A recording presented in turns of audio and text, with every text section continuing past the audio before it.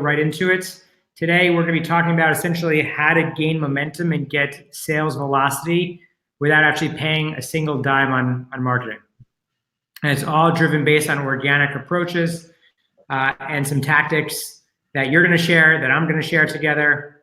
So do you mind just giving a quick background on yourself? Yeah, hey everyone, my name is Nick. I'm one of the co-founders of Shogun. Shogun is powerful page building and conversion rate optimization software for e-commerce website front ends. So everything that a visitor sees when they come and visit your store. Awesome. Chad Rubin here. I've been in e-commerce for a decade. Came up from the e-commerce side of things, so manufacturing and selling vacuum filters and coffee filters and air filters direct to consumer before D2C was really the in sexy thing and cool. Scaled that across 15 different channels, couldn't find software to run my business, and built Skubana out of my own pain. Also wrote a book called Cheaper, Easier, Direct, and have been scaling a SaaS business organically for the past 3.5 years. So a lot of what I'm teaching today is, a lot of it's from the e-commerce side and a lot of it's from the SaaS side as well. Awesome. Yeah, so today we're going to cover the modes of e-commerce that we've defined, the strategy of essentially going from paid acquisition to actually owned media, which is the organic play that we're going to talk to, some site speed boost tactics, and then of course backlinking, and then we're going to be sprinkling some other nuggets.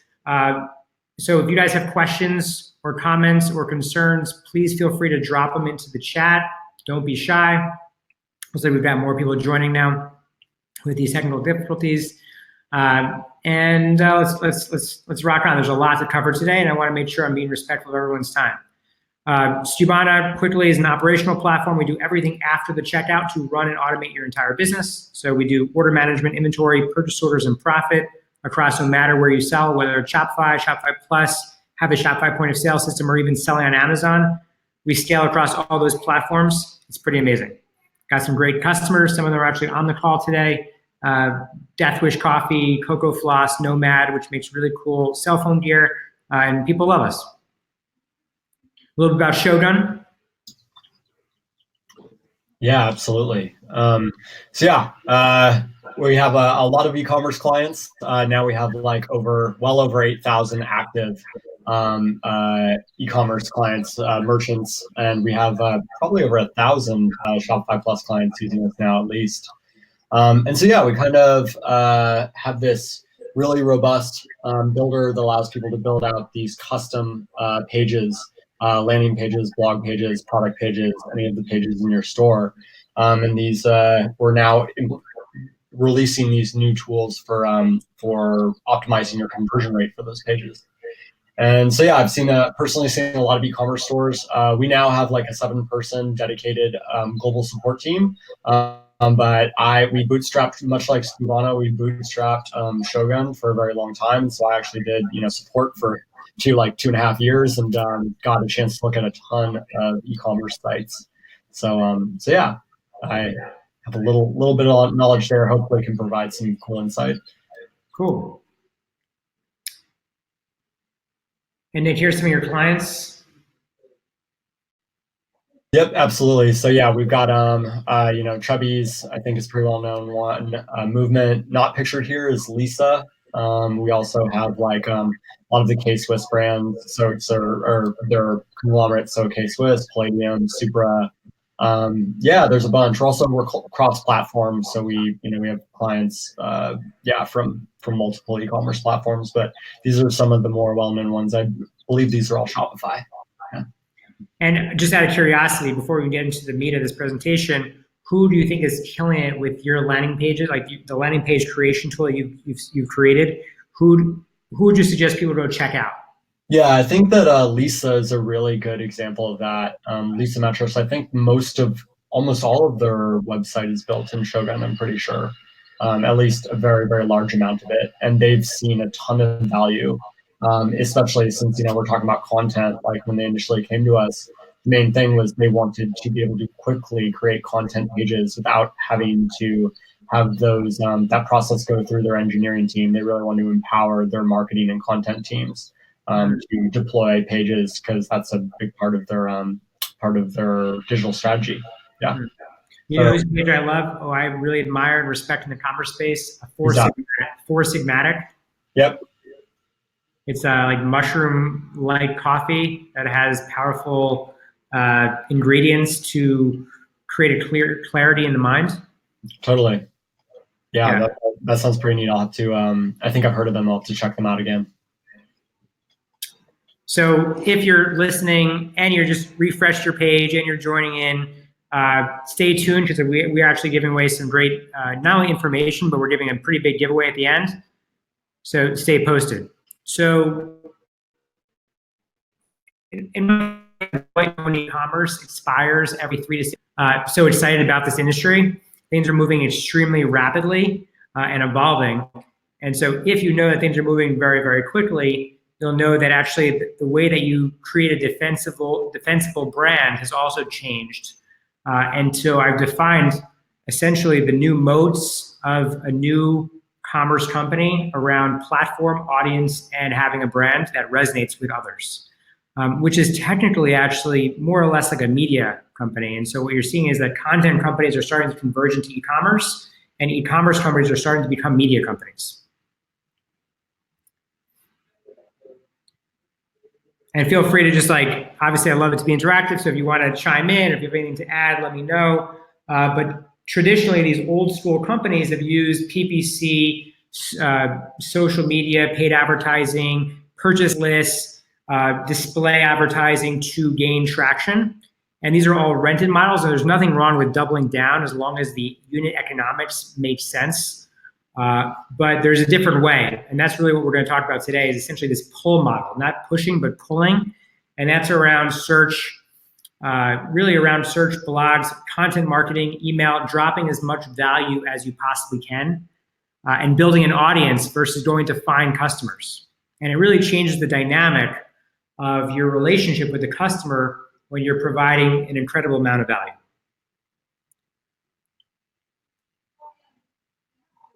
So just before the webinar, we dropped this in, and essentially if you look at Skubana and who Google says that we're competing with, you'll see that it's showing that we're competing with other media companies that are out there, and certainly commerce companies as well, but we're all competing for eyeballs in the same space. And so in my opinion, to keep this really, really honed in and focused on e-commerce, you have to look at who's killing it. I always like to look at, that's why I asked you, who do you admire, who's killing it with Shogun right now, in creating landing pages that convert, because that's how I learn. That's how I learn from others that have big budgets, that are spending a lot of money, that have done the research, and that can take me almost to the finish line.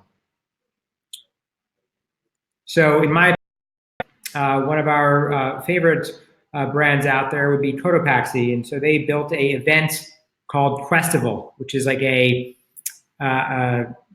adventure / event where you team up with other people and scatter around the city. And then you have someone like Away Luggage, who started a podcast, and they started a magazine. So their magazine is called Here, their podcast is called Airplane Mode. So people that are actually building an audience are the ones that you should be following. In fact, Away recently, they spoke and they said, hey, we're not a luggage company, we're actually a travel company. And so to really shift the perspective of the way people see you, and to ingrain into their minds of how they should be viewing you, and to get their eyeballs, is inevitably how you're going to get wallet share from those customers. Yeah, I think that also creating this kind of content and kind of creating more of an experience, like a shopping experience, is not just important from an SEO standpoint, but in the age of Amazon, it's so difficult to kind of differentiate and and have a unique edge on that on that giant. And I think that what we're seeing with a lot of these D2C brands is a movement back towards people caring about experience, caring about and caring about identifying with the lifestyle of a brand, or getting some unique value out of that specific brand or product. that Amazon can't really, bite on, because it's just like their platform is just all right, so transactional. So yeah, it's another great. Yeah, for sure. I mean, I think if you are comfortable with your product being sold next to toilet paper and paper towels, right? Amazon's becoming more or less, I think, more of a commodity-based platform. And then so you're looking to build experiences off Amazon, and I call that the anti-Amazon opportunity. Yeah. Now, interestingly enough, when you search Amazon's A9 search for Away travel, you'll see that people are bidding against their name because Away refuses to be on Amazon. So a great debate that people have often is, is Amazon a friend or foe, and should you be on Amazon, even if it's one SKU? Yeah. It looks like Leslie has a question over here. How does her question is, how does a bootstrap brand, both with money but also low on resources, time, and human capital, manage to keep up with this media demand and creating this content? So Nick, how have you done? Because you've been bootstrapped. We'd love to pick your brain on that. Yeah, for sure. I mean, it's a little difficult, it's either going to be time or it's going to be money, right? In my mind, I think it's a little difficult to, tackle both of those factors. But I think that if you don't have money and you do have time, then creating blog content, I think, is relatively easy. Just think about things that actually are going to provide a lot of value to other people and just write that way. Obviously, we're going to get into some more of the technicalities of that in this presentation, but just starting off by thinking about, okay, why did you start this company? Why did you identify with this product? And how can you write useful content that don't even think about pitching your product, but just how can you write useful content for this space? And then for additional media, like creating videos and stuff, yeah, that stuff can be a little more capital intensive. Like if you're doing, video content. But the cool thing is you go out now and you can buy a really high quality microphone. One of these Logitech cameras that I've got here, it's a couple $100, some basic lighting, and you can do videos where you talk about products or unbox or cover topics in your space, and you can repurpose those videos you create as podcasts. You can have them transcribed and then reuse them as blog posts. So you can once you come up with one idea for a really good piece of media, it's really easy to make a video format of it, audio format of it, written format of it, for relatively cheap. And if you had to do that and you were bootstrapping and you didn't have time and you also didn't have money, I don't know, that's a little tricky, but I would recommend checking out Fiverr, Upwork. You do have a lot of people on there. I'm not going to say that you can always find the diamond in the rough that's going to be a low cost, but still does really quality work. But you can definitely try. You can definitely try there. There are talented folks. Cool. Yeah, and for example, this webinar, you can have your microphone there, you can podcast, then you can record it, and then you can have someone create a monster value post out of it, which I'll get into as we progress. So just to harp on Away, right? They essentially, if you're looking at the left slide here, Away is advertising pretty hardcore on the best carry-on luggage. And then on the right, you'll see that you can actually see their advertisement. Facebook just launched this thing called Info and Ads, where you can actually see a brand, all their ad spend and what their advertisements look like. So you can see they're doing heavy promotion on their company. And so the idea is, how can you do it without, right? And so for me, SEO is the gift that keeps on giving. And so you want to be in this green area down below, and everyone's question is well, how do we get there? How do we do it? And so today we're going to talk about some baseline techniques and ways that you can drive traffic. And then we'll also talk about some techniques that you have on the conversion rate optimization side to convert that traffic once they come to the site.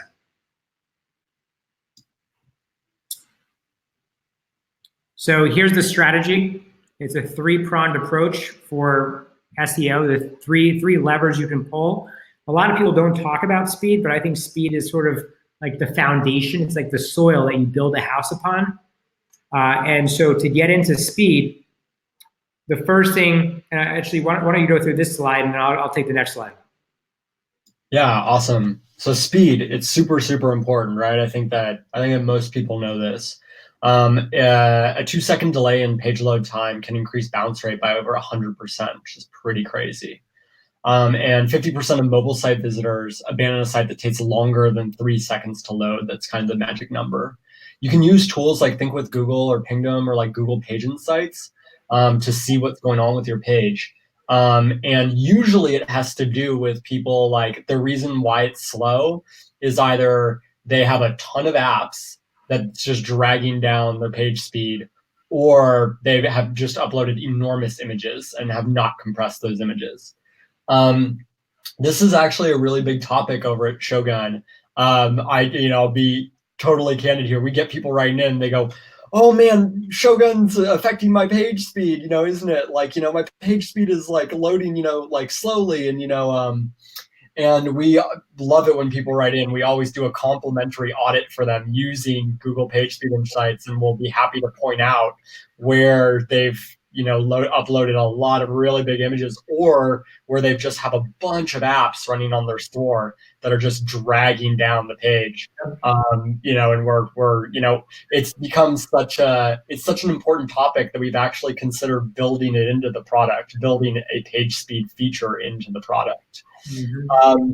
But here's the fact of the matter is, and I know that we're going to talk about this later in the webinar, but naturally, e-commerce pages load slower than like a lot of other websites. So like if you're using something like, Google PageSpeed Insights or any of these things, you're probably going to be surprised that like you're ranking. But keep in mind that like you are an e-commerce store.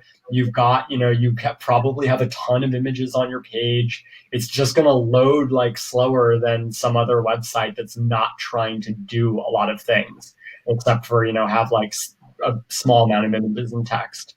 But you do want to make sure that you're trying to hit some of those magic numbers, and that your page isn't just crawling, because we've all been there where you're on your mobile phone trying to complete a transaction, the page is just taking forever to load, and you're gone. Yeah. So yeah, the crux of it, Google doesn't like a poor user experience, and they assume that the people that are visiting your site also don't. And that's why they are factoring this into their ranking signals that they've published, this PDF that not a lot of people know about, which we've included in this slide. But really, the faster your site is, the higher you're going to rank with Google, assuming that you're doing some of the other things that we're going to talk about momentarily. So let's remove speed as a roadblock. So here's some tactics that we're doing. One is auditing your site speed, which it sounds like you guys are doing for a lot of your Shogun customers. We do that internally for ourselves. Doing an app audit, which is seeing all these apps that you're using, figuring out what are the highest value apps, optimizing for speed, and then finding other apps. So the first one would be, we use, actually internally, I use GT metrics often. That's the one that I use. But again, you can use, like you said, there's a lot of them out there. For this analysis, I actually did away travel just to keep it moving with a cool, disruptive D2C brand. And you can see that they really just don't care about that, because like they're essentially advertising. They're heavily advertising, and they're making sure that their unit economics work. So maybe every dollar they spend, they get $10 in return. They can do that all day long. In my opinion, why not do both, right? Paid plus organic. So you can hit really all aspects and not just be reliant on renting space. So you can see here, I made some notes here that the requests are super high. The page speed is also high, right? It should be less than 4 seconds. And they got an E, which is very close to an F. Now, interestingly enough, I analyzed the speed of top brands. You can see I probably pulled this from somewhere. And if you take a look at some of the top brands that are using this specific e-commerce platform, you'll see that most of them are near failed speed performance. And it's not because of the e-commerce platform, it's because of some of the other factors of just not analyzing and auditing their site. Cool? Yeah. So you have to just see what's necessary. And so there's something called the waterfall chart, which will show you all the things that are loading as you're loading the site, and just looking at those things to see if they're really necessary. They're really like, these are scripts that are loading in your business, and are they driving results in your business? If they're not making an impact, or if they're slowing your site down, kill them or rewire your theme or change your theme a bit. Again, this is more on the strip load time. Again, there's certain things that are loading that are just, it's a lot of brown. You should not see this much brown when you're doing an audit. And again, you can see this all in GT metrics.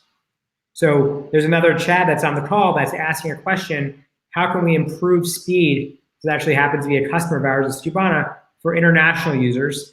And well, the same way you do this, most of the stuff we're learning today, and I'm going to share with you, is really US focused, but speed, no matter where you are internationally, is this common language that you need to get right.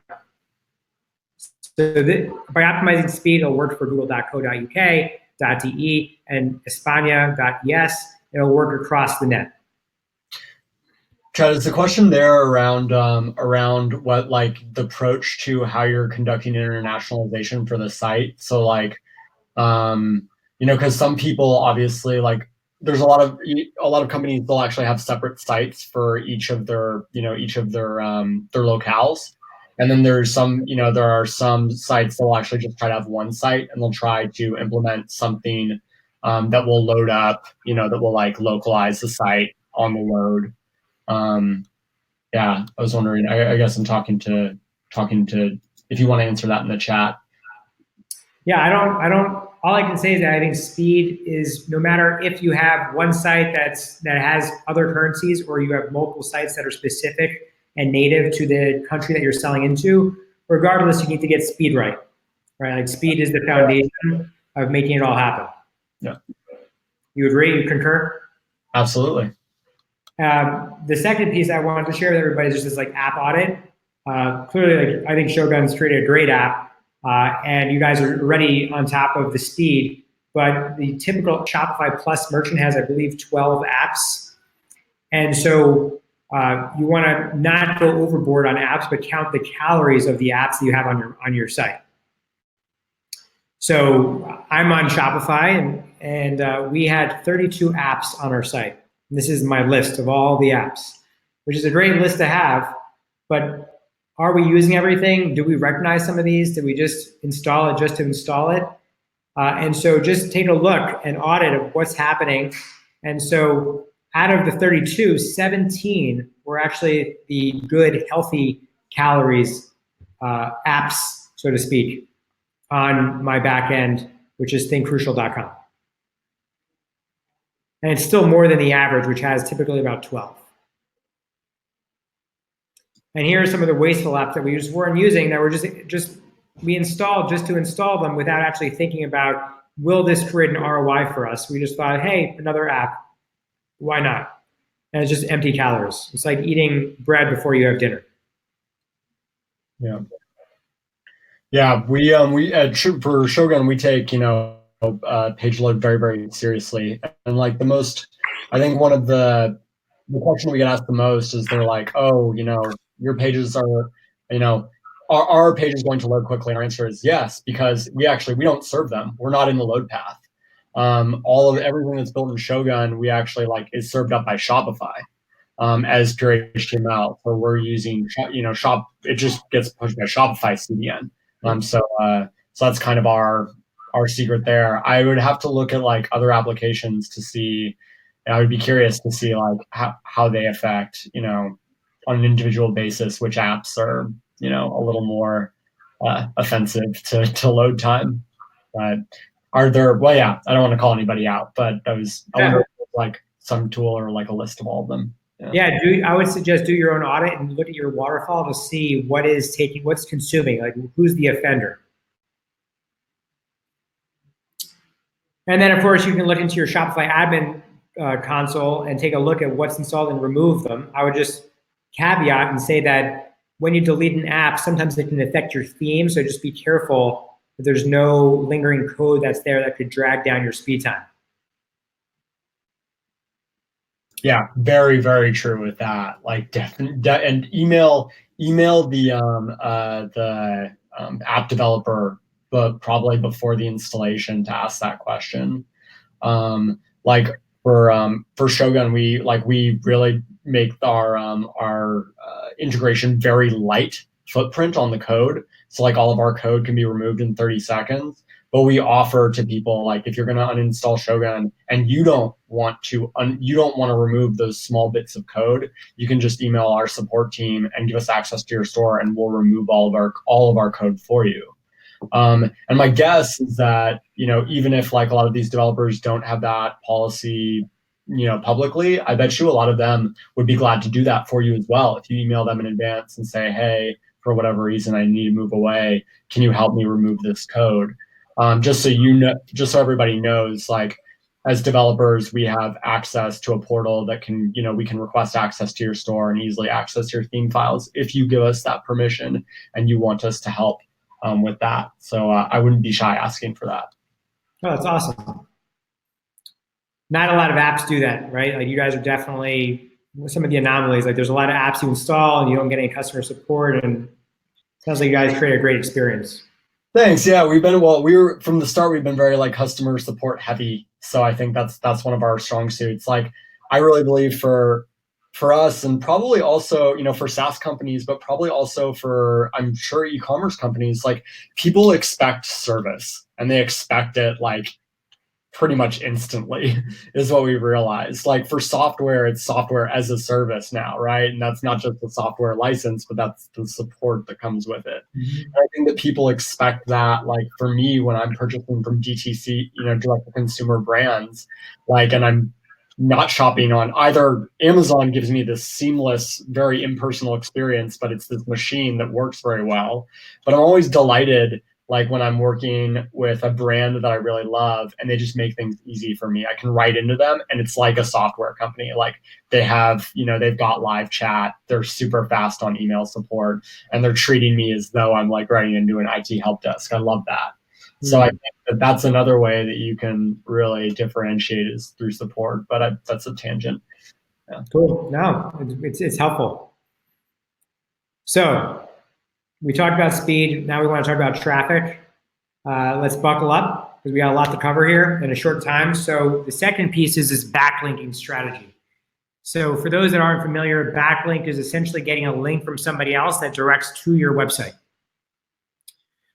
So the way, and a lot of people say, hey, we just need to launch content and we're good. And the way that I look at backlinks is that content and backlinks kind of go hand in hand. It's like a yin and a yang. And so my analogy here for Leslie would be essentially, you've got little Mario and you've got the firepower, and together you can become this Super Mario. And so you get that power up. So backlinks help boost your content. And it gives you authority, really. So the link essentially is almost like a vote in the elections. It tells Google, hey, this guy's getting a lot of votes. Let's elect him. And so when you have links that increase your domain authority, that increase your content power, that's what drives traffic. Because like, if you write content, it's like kind of, if a tree fell in the forest but nobody was around to hear it, did it really fall? And that's the same thing when you're doing content, is that if you don't have authority but you have really great content, then nobody's actually going to be able to find your content. So here's some super great strategies on building links that can really rapidly help you, and I'm sure it can rapidly help your company too, Nick. So the first thing is you want to like audit where you're getting your backlinks from. So this, I believe I got this from Ahrefs. It's a website, and you can put in your competitors and you can see how you rank against your competitors for referring domains and for backlinks. So in this case, again, I used Away Travel, and I used some other well-known luggage companies, and you can sort of get a sense that eBags with 2 million, or Travel and Leisure with 3 million backlinks, Samsonite with 6.5, Tumi with 20 million, and you can see what their ratings are, and the ratings typically commensurate with their backlinks typically, and referring domains. So here's essentially the moment that you realize that you need a link building campaign, where you see you're just like plateauing, you've got 460 referring domains, and it's just not going anywhere. But this is somebody that's actually done a really good job. You can see that that graph is going up and to the right. That's a beautiful graph of just consistency, moving that needle forward and getting backlinks from people. And I assure you guys, it's not easy. But nobody said SEO is easy. It is a marathon. It takes a lot of time, and that's why it's great to start early and to start now. And you can do it in tandem with your paid strategy that you're employing today. So here's another nugget, is essentially grab your competitors' quality backlinks. So you can use Ahrefs again, and you can see who are the linkers to Away Luggage, for example. So you can take a look at who's linking to those people, sort them by domain rank, because those are the ones you want to prioritize and get a link back from. You want to also troll your competitors and befriend them over time. So every time your competitor gets a mention, maybe it's on social media, you can start building a relationship with those people. Make those people your people. And then eventually through that relationship, have the ask. Here's some resources that you can use for reaching out for backlinks. Some of them, SEMrush is very similar to Ahrefs. BuzzSumo will give you shared content of influencers. Rocket Reach allows you to find people's email addresses. There's so many different tools out there. We don't have enough time specifically because we were very late for this webinar, and I want to keep the momentum going. So the question you can ask yourself, the framework that you should be thinking about is, who does Google trust that I can get to link to my brand? And so you can utilize that framework to get people to give you a backlink. Now, a lot of times, to get a backlink, you got to give something. So there's givers, there's takers, and there's matchers in life. And getting link backs is a lot about matching, typically. Matching meaning you do something for somebody and they do something for you. So one of the ways to do that is to build content for the other person, feed their content engine, and they can make attribution of that guest post, the blog post, to your site. Any questions so far, Nick? Am I mumbling? How's it looking on your end? Anything you want to add? No, you're good. I'm just letting you roll with it. Want to be conscious of time as well. Yeah. So that was great. Yeah. Cool. So essentially, and it's not also about the quantity, right? It's also about the quality of those link backs that you're getting, making sure those link backs have a high domain ranking or high domain authority. So here's some good criteria for building your links with others that we utilize internally. So I'm literally giving you everything that we use internally to build links back to our company. And so you don't just wait for people to link back to you, got to go out and get those links. So there's proactiveness that you can use, something called Cision, which is a database of reporters that you can be reaching out to. There's Help a Reporter Out, HARO, that you can get link backs through.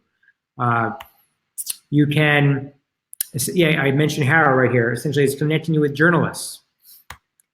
And you can also use automation. So I'm all about automation. That's how we built Skubana. It's an operational system to automate your business. And PitchBox is just another operation system that just manages your link building efforts. And then you mentioned Upwork, Nick. It's a great resource that you can actually find people to hire to actually do this if you don't want to do it yourself. And so here's a great example of a sample job post that we've used to get people to do this job. So we're literally opening up Pandora here and showing people exactly what we've done to rank. So like I mentioned earlier with that Nintendo example, is that linking is just one yin of the yang. The other yang is content. So having content is useful to unlocking backlinks, whether it's through a guest post, right? But on top of that, it's actually very, very important to ranking on its own. So having content that can actually outperform and rank out your competitors. And so one is, first we're gonna figure out what Google wants. We're gonna reverse engineer your competitors' best content. We're going to create incredible content that nobody can beat. I call it monster value posts. And then you're going to build the machine. So first one is what Google wants. Google literally is telling you exactly what they want in content on their website in a PDF. And it's a little bit hidden, but it's right here, which essentially it needs to have authority, it needs to be high quality, and you have to have a good reputation. So now you know what Google wants. Look at what your competitors are doing to benchmark yourself. So again, using Away Travel, you can see here, you can see their top pages. You can grab all their pages that have links, and then if you actually click on that drop down that says keywords, you can see all the keywords that they're ranking for. You can see their traffic and their position for those specific keywords, all just from Ahrefs. It's a great tool. I think it's free for 7 days, so you can check it out. You can play with it. It's amazing, but it's definitely worth the subscription. And so you can also figure out what percentage of your traffic comes from specific keywords, or your competitors' traffic comes from specific keywords, and see if you want to rank for those. Also, understanding the difficulty and the position of those keywords along with the volume is very, very important, because you don't want to start working on a keyword or building content around a keyword that nobody searches for. The same way you wouldn't want to build a landing page on Shogun that wouldn't convert. Right? You want to make sure it's built to convert, but also built for traffic. The other thing I use, you can use Google Alerts, or you can use Mention. This will tell you anytime that your competitor gets a mention, and you can reach out, like I mentioned earlier, to befriend those people to make sure that you can maybe do a guest post with them or collaborate with them. And it's just a great way to actually monitor your competitors. And then when you go to Google page 1, or you find that keyword that has a lot of volume, or you find that content that's just absolutely going to stick and rank super high in Google's ranking algorithm, you have to ask yourself, well, what is it going to take to be page 1? And what is it going to take to be page 1, position 1, or 2, or 3? And for me, it comes down to superior content. I break it down into 4 different buckets. Now, when you're using the Chrome browser, that's what makes Google so powerful, is Google knows exactly what's happening on your page, how long people have been there, how good your content is it valuable, or is it value add? So essentially, one of the things that I think is important is when you're creating better monster value posts than your competition, is make sure that you have you have a good amount of words on the page. And here's just a study that was done, I think it was Brian Dean. He did a study on page 1 or 2, right? How many words need to have. You can see here, it's roughly, the sweet spot is around 2,000, right? 1950 to 2,000. So that's where you want to aim. Anything less than that, you're not going to rank. And if you look at some high-performing content that I really respect, if you type in digital marketing, you've got Neil Patel, or you've got HubSpot that's ranking 1, 2, or 3. And if you click on those links, those are some monster valuable posts. Like, they go into so much depth, they provide so much value. And same thing for this webinar that Nick and I put together for you guys today, is that we are creating value, even though it's not necessarily, we're not selling our software. We're here dropping as much value because you know that you'll inevitably come check us out or look at what we're doing, and because we know what we're talking about. And it's the same thing here with these blog posts. So Neil Patel loves the in-depth content, long-form posts that rank extremely well. He does these guides, these deep, detailed guides. And if you look at his guide has 3,445 words. It's a freaking essay. So just to show you an example is so important. How many times he even said certain keywords across his post, and the amount of words that he has, but the in-depth of the post is really what matters. Google really cares about the quality. Then there's another thing you can do, which is you can actually have upgrades. So not only do people come to your site, let's just say you're selling keto. Let's just say we have a company on using Skubana called Perfect Keto. They have a lot of courses, and they have these upgrades that are essentially giveaways of how you can implement the keto diet in your own lifestyle. And then they collect your email address. So they do reciprocity again, and they match, and they say, hey, we'll give you this amazing piece of content. Give us your email address, come into our network, be part of what we're creating here, become an audience member, and just learn with us. Yeah, and just kind of brainstorming on that, it's like, because we're thinking of more e-commerce examples. Like, I think like product comparisons are really like interesting. Just like think if, okay, someone here is in their buying process for whatever product X is. And like, if they're, doing Google search, they're probably trying to, they want to research, they want to figure out what the best product is and why. And stuff like that. So yeah, I think product comparisons are interesting. I think that lifestyle pieces are also interesting. Kind of anything that's like associated or around like the lifestyle. Think of like who your target customer is and like what kind of life they live and other things that they might be interested in, and kind of work that stuff in. And just, can you do the product comparisons, for example, with Shogun? Yeah, sure. I mean, I was even thinking like writing kind of like if you, especially with some of these DTC brands, they might do like direct comparisons to competitors. So like if you look at like I think Lisa's a pretty good example of this.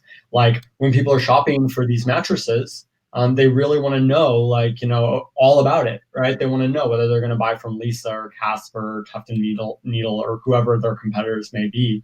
And so like putting out pieces that kind of walk the consumer through like what's important when shopping for a mattress and what are the differences between these mattress companies and between the products that they put out. And when you write it, I think that it's always tempting to kind of make whatever content you're writing an advertorial for what you're selling, but really trying to refrain from that and trying to come forth with like an unbiased, balanced perspective on like, on whatever, even if you're talking about your competitors, and letting really focus on being helpful, and that's kind of, that'll usually, end up working in your favor. Yep. And then on top of that, I think being valuable is extremely important, and essentially creating a skeleton that you can then give to your team to build amazing content, or building your own content if you want to be super scrappy and bootstrapped, writing it yourself. But here we're talking about how to hire those resources. So again, using Upwork, we have a job post that we are including in these slides for you. You can essentially hire freelancers. You can also use ProBlogger on top of that. And essentially, here's a rough idea of what you'd be paying per keyword, anywhere from 15 cents to 25 cents a word in your post. And it could be quite expensive. So it's important that you're doubling down and dropping as much value as you possibly can to create a better, valuable post. Yeah, it can be really hard to find good writers. And, generally, like, I know this, especially maybe for the folks that need to bootstrap, this is kind of welcome for those who have time. But like, I don't know, I found that initially early on with Shogun, I was like, oh yeah, like I start writing content. I'm like, oh, writing content's hard. Why don't I like find somebody to do this for me? And I'm like, oh gosh, they're like, they don't know anything about this. They kind of don't care about it. It's, sometimes you can find people that are really enthusiastic about your space or your product. And when you find that nice match, like then you can, you've got something great. But yeah, be forewarned that you might end up finding that, okay, well, I'm going to write my own content again, but definitely good to experiment with outsourcing. Yep. It does take time to find the right writer, and you can ask them for samples as well. So the power of this media-driven commerce strategy, you have increased interest over time. This is using Google Trends, and you can just see the uptick that's experienced when you deploy this kind of strategy.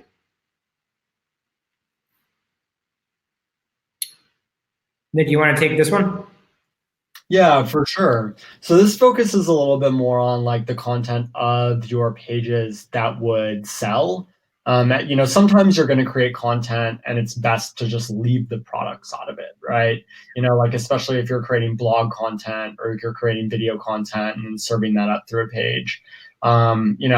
I'd argue you probably maybe want to try to sneak in like, some products at the bottom or in the middle of the blog post, or, where you can plug it, but you don't want to detract from it too much. But sometimes you're going to be creating content pages that they sell, they do both, they inform and they sell at the same time.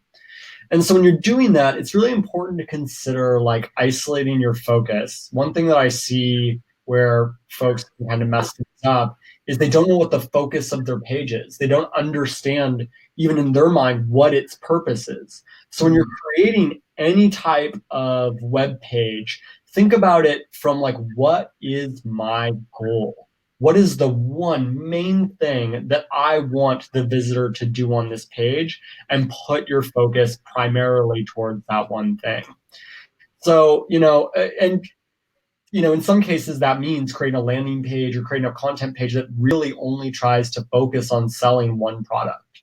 Not that it's, the worst thing to try, have different sections of a page that try to sell, a different products, but like thinking about having that focus and then making that CTA, that call to action, very, very clear. And having design that doesn't clutter up the page so that action gets missed. So usually that action is going to be like clicking an add to cart button, or submitting their email address, or clicking a learn more button, or maybe even playing a video that's like content that you created. But yeah, don't split that focus too much across multiple CTAs. Try to just have focus.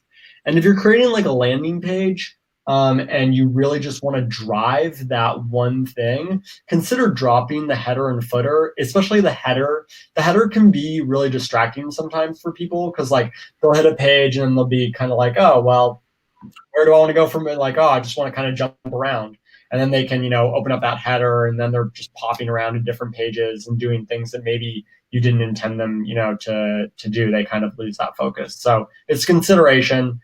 Usually it's good to keep the footer, just in case they want to do some site navigation. Yeah.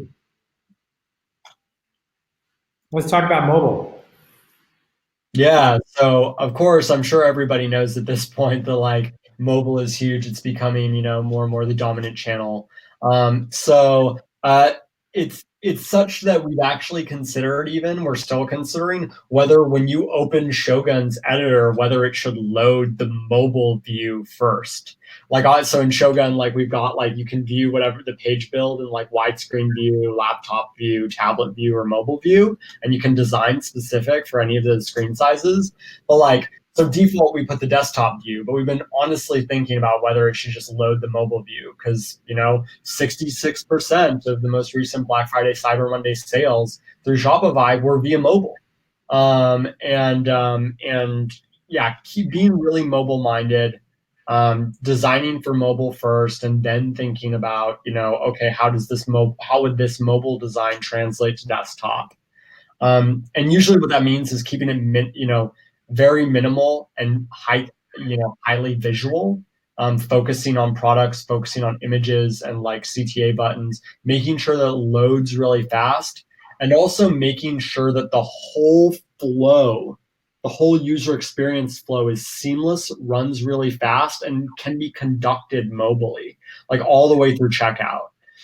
So what that means is like, if you're running an ad campaign, and like, go and test that flow, like get into the ad, click the ad, hit the landing page, hit the add to cart button, hit the checkout, and like hopefully you've got something like a digital wallet set up. Obviously at this point it's kind of in Shopify's domain, not Shogun's anymore. But like, make sure they can do that one-click checkout, or that their information is going to populate, and just make it so seamless and easy that they don't need to, pull out credit cards and shuffle things around. And let them do it if they're sitting in the back of an Uber. Think about it that way. They're sitting in the back of an Uber. How can they just quickly and easily do that?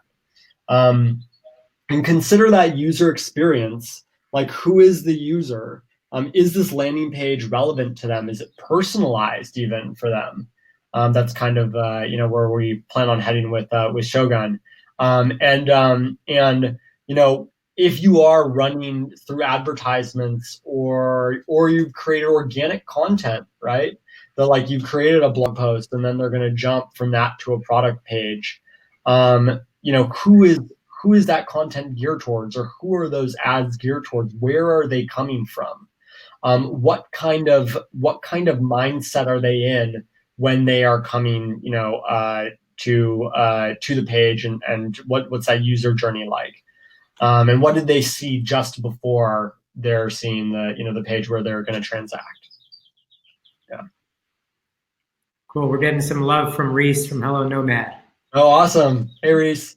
So yeah, in this case that I gave an example, this is a Shogun client, Chubby's. And here, like, this is one of the biggest things. I know this is probably pretty obvious to everybody, and everyone's gonna be like, yeah, of course we know.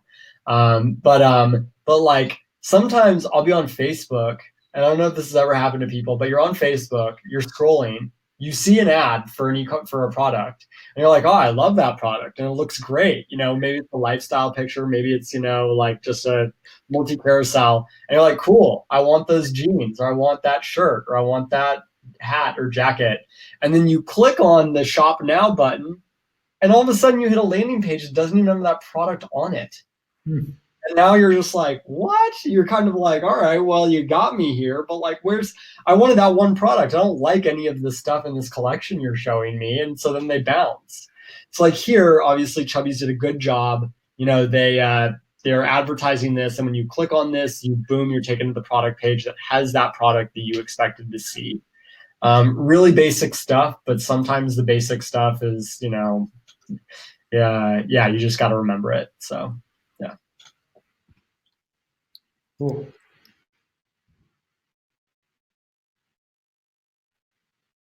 Anything? All this traffic measure optimize.